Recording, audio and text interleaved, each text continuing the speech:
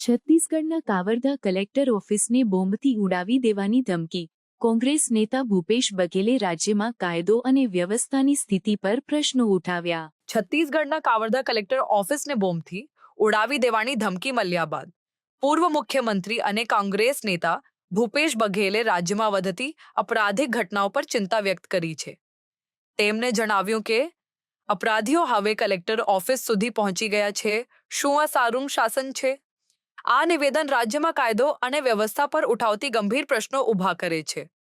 પહેલા બલોડા બજાર જિલ્લામાં 5,000થી વધુ સતનામી સમુદાયના સભ્યો દ્વારા કલેક્ટર ઓફિસ પર હુમલા કરવામાં આવ્યો હતો.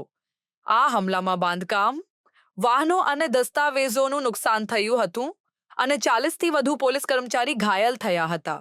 આ ઘટનાને કારણે કર્મચારીઓમાં માનસિક આઘાત સર્જાયો હતો, જેના નિવારણ માટે કાઉન્સેલિંગ સત્રોનું આયોજન કરવામાં આવ્યું હતું.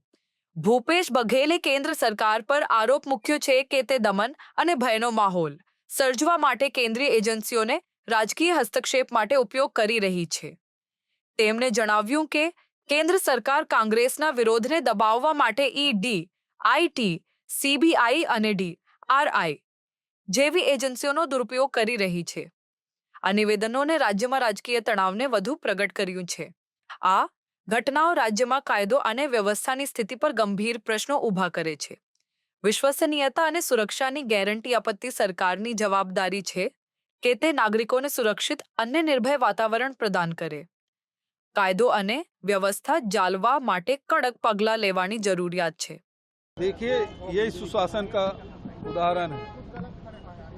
विष्णुदेव सहायक सरकार में एक तरफ बलौदा बाजार के कलेक्ट्रेट और एसपी कार्यालय धू धू कर जल गया इस 1.25 साल में, और इस 1.25 साल के भीतर में सुशासन पर्व तिहार मना रहे हैं. उस दौरान कवर्धा, जहाँ गृह मंत्री का गृह जिला है, वहाँ कलेक्ट्रेट में मेल आया कि इसे उड़ा दिया जाएगा.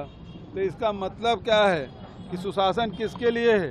जो अपराधी हैं वो भय मुक्त हो गए हैं और इतना निडर हो गए हैं कि कलेक्ट्रेट में तक मेल भेज रहे हैं कि इसको उड़ा दिया जाएगा.